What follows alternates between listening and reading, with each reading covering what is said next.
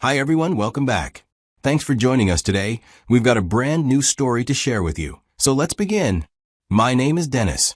When I caught the woman I loved cheating, she made it clear she was ready to move on, even laughing in my face as our marriage ended. I was blindsided by her betrayal. She was eager to be done with me, like she already knew what her next step was going to be. But then something happened.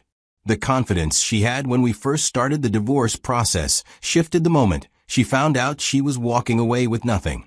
She didn't know who she was really married to. And suddenly, the smirk disappeared. I'll get into all of it. Please like and comment on where you are watching from.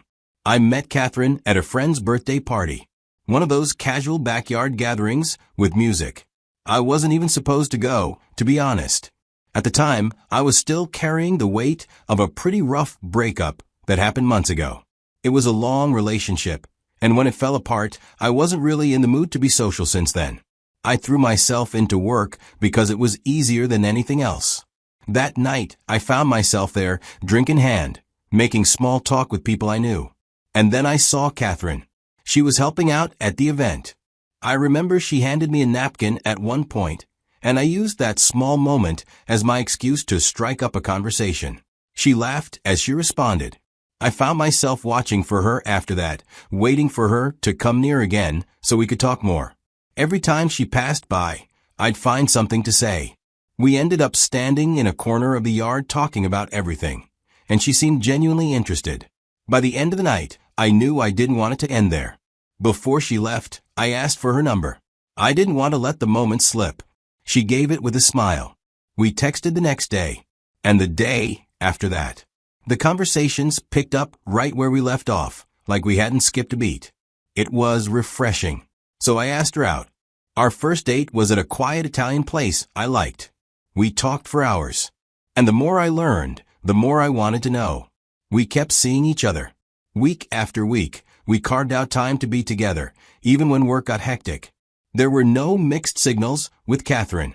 So, after a handful of dates that just kept getting better, I asked her to be my girlfriend. She didn't hesitate as she smiled and said yes, like she'd been waiting for me to ask. After the mess of my last relationship, I told myself I wasn't going to repeat the same mistakes. That experience humbled me. So when Catherine came into my life, I approached things differently. I made a conscious decision to show up, not just physically, but emotionally. I wanted her to feel heard, appreciated, and safe with me. In the early days, I did what I thought any good man should do. I brought her flowers regularly. I left little notes around her apartment. I took her to restaurants I knew she'd never been to, booked surprise weekend trips, and bought her small things she'd casually mentioned in conversation. I was trying to show her I paid attention. And to be fair, she responded in kind. Catherine started cooking at my place often. She was present in a way I hadn't experienced in my previous relationship. It felt refreshing. After a few months, I introduced her to my family. I'm the only child, and my parents have always been protective of me, especially my mother. My dad's more reserved, but my mom reads people. She doesn't say much when she's unsure about someone, but I could tell something about Catherine didn't sit right with her. She was polite, of course, but I remember her pulling me aside afterward and saying, "Just take your time with this one. Not everything that glitters is gold." I didn't want to hear it, not then. I was too caught up in the comfort Catherine brought. I told myself Mom was just being overly cautious and even a bit territorial. So I brushed it off. What Catherine and most people didn't know was that my financial life didn't look how it seemed on the surface. Yes, I had money, but most of it wasn't in my name. Years ago, my parents set up a trust in their name. The goal was to protect the family assets and reduce tax burdens, especially as my parents aged. Since I'm their only child, the trust was structured in a way that I'd benefit from it while keeping liabilities away from my name. They advised me strongly to make all major purchases through the trust. And I listened partly out of respect for their wisdom, partly to give them peace of mind. At the time, I didn't think much of it. I just wanted to avoid probate and a mountain of paperwork if anything ever happened. But that decision would become the most important line of defense I never realized I'd need. After 2 years of dating, I proposed to Catherine. I didn't rent out a rooftop or hire a violinist. It was just the two of us, standing in the middle of a quiet beach at sunset, and I asked her if she wanted to do life together. She said yes before I could even finish the question. We didn't waste time with a long engagement. Within months, we had a wedding date, invitations, vendors, everything lined up. She moved into my home shortly after we got engaged, and that's when things started to shift, though I didn't realize it back then. On the surface, everything looked perfect. But underneath all that shine, the cracks were already forming. Catherine started to complain about me not spending enough time with her. It didn't matter that I was working 12 to 14-hour days to fund the lifestyle she was enjoying. I'd come home exhausted, and she'd greet me with sarcasm, saying things like, "Nice of you to remember you have a wife." I tried explaining, but she'd brush it off, accusing me of caring more about my work than her. What struck me most, though, was how little interest she showed in how our lifestyle was even possible. She never once asked about our finances, never asked how I structured things, what accounts we had, or how assets were protected. She just assumed everything she saw was mine outright.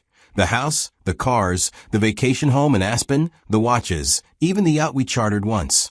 On paper, I was a man with a modest income and barely any assets. And she had no idea. Still, I spoiled her. I'll admit that. I showered her with gifts, not because she asked, but because I wanted to keep her happy. I thought maybe the gestures would compensate for the hours I was missing at home. Jewelry boxes filled with names she couldn't pronounce, weekend getaways on a whim, shopping trips where I told her not to look at the tags. I did all of that. I gave her financial freedom. A joint credit card with no questions asked, monthly deposits into her personal account. Even helped her set up a small business she said she was passionate about, but she never followed through on. I thought doing all that meant we were solid. I didn't see it as transactional. I saw it as love. The first real crack in our marriage came after we hit the 2-year mark. You know how people say that once the honeymoon phase ends, real life begins? Well, that's exactly what happened. The initial excitement faded, and I started thinking about what came next. Not just vacations or career goals, but something deeper. I wanted a family. I had always pictured myself as a dad one day. I didn't think it was going to be a big issue. We talked loosely about it while dating, nothing too deep, but enough that I believed we were on the same page. So one night I brought it up, saying, "Hey, I've been thinking maybe it's time we started talking about having a baby." She froze for a second. I'll never forget that. Then she kind of scoffed and said, "Are you serious?" I told her I was absolutely serious. Her face changed, and in the most casual tone, she said, "I'm not ruining my body for a child." At first, I was just confused. I thought she misunderstood me, or was just being dramatic. So I tried to explain myself, tried to open up. But she wasn't listening. After that day, every time I tried to revisit the topic, she had a new way of dodging it. One day, it was not yet. The next day, it was maybe in a few years. And eventually, she just stopped responding altogether. If I brought it up, she'd get annoyed and say I was pressuring her. There was no room for a real conversation anymore. The final time we discussed it turned into a full-blown argument. I told her how much it meant to me, how I'd always dreamed of being a dad, how I thought we were in this together. She responded with, "I have a life to live, and just because you want to play house doesn't mean I have to wreck my body for it." It was like she saw motherhood as some kind of punishment that was beneath her. After that argument, something broke between us. We didn't talk much about it again, but the silence spoke volumes. We stopped being affectionate. We weren't physically intimate anymore. We started existing side by side, like roommates. Polite, distant. We both knew we were still technically married, but in every way that mattered, we weren't. That one disagreement didn't just end a conversation. It tore the emotional thread that had been holding us together. And I guess that's when I realized love isn't just about how things start. It's about what both people are willing to build and what they're willing to sacrifice for the life they promised each other. Over the next few months, I started noticing things in my wife's behavior that I couldn't quite ignore anymore. She started spending more time with friends, most of whom I'd never met. And whenever I asked who they were or what they were doing, her answers felt vague. What used to be simple dinner hangouts turned into overnight stays and then weekend trips. She began to travel more frequently, always insisting it was harmless, but it felt like she was running from something, or maybe toward someone. Her appearance changed, too. She started dressing differently in a way that felt designed to turn heads. Tighter and more revealing outfits. And her phone was always in her hand, always face down when she set it on the table, and she'd step outside to take calls that she used to answer right next to me. She changed her phone's passcode, started texting more and smiling at her screen. Still, I tried to give her the benefit of the doubt. I didn't want to be the overbearing husband breathing down her neck.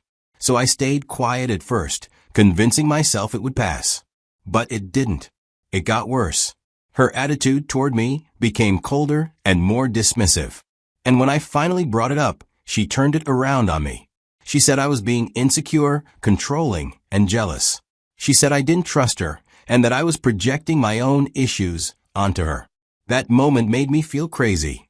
By the 4th year of our marriage, we had become strangers under the same roof. We weren't even trying. There was no spark, no intimacy, no conversation that didn't feel forced. We lived like roommates, barely acknowledging each other unless we had to. I buried myself in work again. Not because I was chasing success, but because it was the only thing that didn't feel like it was slipping out of my hands. I worked longer hours, stayed late, answered emails deep into the night, anything to distract myself from the silence waiting at home. But the event of one night shattered everything. It was late, around 11:30 p.m., and I had just woken up after passing out in the living room while listening to a podcast. I didn't make a noise as I walked to the bedroom, but as I reached the hallway, I heard her voice, low. She was in the bedroom on the phone with someone. At first, I thought it was her sister or maybe a friend. But the tone was too intimate, and the words were too deliberate. I didn't want to believe it, but I stood there frozen. I took my phone out, hit record, and captured enough of the conversation to leave no doubt in my mind. She was talking to someone she'd been seeing behind my back. Someone who clearly knew she was married, but didn't care. And neither did she. The next morning, I sat her down. I told her what I'd heard, what I'd recorded. She didn't deny it. Not at first. She just tried to flip the script, accused me of spying, said I was being manipulative. I guess that's what cheaters do. She scrambles, deflects, and twists things that might make one start questioning their own eyes. But I didn't back down. I told her plainly, we're not making it another year like this. And that's when things went bad so fast. She looked me dead in the eye and said, good luck finding someone else who'll tolerate you. I'm taking half anyway. She really believed she had me cornered, that she'd walk out of this marriage with a victory lap and my bank account in her purse. But she never really knew who she married. She stormed out of the room after that speech, and I sat alone with a million thoughts running through my head. I was thinking about the embarrassment. What would people say if this ended publicly? Would I be blamed? Judged? Laughed at for not seeing it sooner? Days later, I was served the divorce papers. It was like Catherine had already begun the process, quietly, behind my back, before I found out she was cheating. Her legal team didn't waste any time either. They came after me aggressively, painting me as some ultra-wealthy husband who owed her a luxurious exit. According to her petition, I was this high-value asset just waiting to be split. They wanted the house, the cars, monthly alimony, the whole list. They made it sound like Catherine had been a supportive wife who had given up everything for me. But if you've heard everything up to this point, you already know that couldn't be further from the truth. I just hired my own legal team. I gave them every piece of documentation they needed and let them do their job. I showed up in court only when it was legally required. The case stretched out over months. Motions, counter-motions, and delays. Catherine thought she had it in the bag. Every time we had a hearing, she was dressed like she was headed to a magazine shoot. Then, when the part they'd all been waiting for arrived, the asset disclosure phase, I handed everything over, every record. And that's when Catherine found out who she had really been married to, or more accurately, what I had kept to myself. Everything that mattered was under a legally binding trust. I didn't hold it in my personal name. Technically, I didn't own much of anything. So when the numbers came in, they weren't what Catherine expected. Her lawyer went pale reading through the statements. There were no beachfront villas, no offshore accounts, no mansion with her name waiting to be signed over. There was just what was legally mine, a modest checking account, a few personal effects, and some side savings. That was it. I watched her closely that day. I saw her face slowly change as it dawned on her that she was entitled to only a fraction of what she thought. She leaned into her lawyer, whispering furiously, but the look on his face told her everything she needed to know. It was over. Still, they didn't want to accept it. They filed another motion, accusing me of hiding assets, claiming I had transferred wealth illegally into the trust to avoid paying her. It was a desperate move, one last attempt to flip the table. But it didn't work.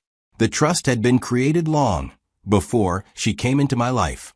Everything was clean, fully legal, and fully documented. The judge dismissed their claims without much deliberation. I wasn't hiding assets. I had just never let her get close to them. After everything went down, a few months later, I heard through someone we both knew that Catherine had moved in with the same guy she had cheated with. But here's the twist. She wasn't living in some penthouse suite like she thought she deserved. It was nothing close to the life I had once given her. That same friend told me she was now footing most of their bills. The man she threw everything away for had no stable income. She went from being supported to doing the supporting. I just felt relieved that I'd gotten out before I was drained. People assume I'd want to see her suffer. That's not the man I am. I don't wish her pain. I wish her well, and I hope she figures herself out, then eventually finds a life that doesn't rely on using other people. Right now, I'm focusing on rebuilding. Thanks to my parents' early wisdom and the trust they left behind, I was never really at risk of losing everything. She saw wealth, but she never saw the shield behind it. And that shield saved me. So yeah, this chapter of my life didn't end the way I once pictured it. But it ended the way it needed to. And I'm okay with that.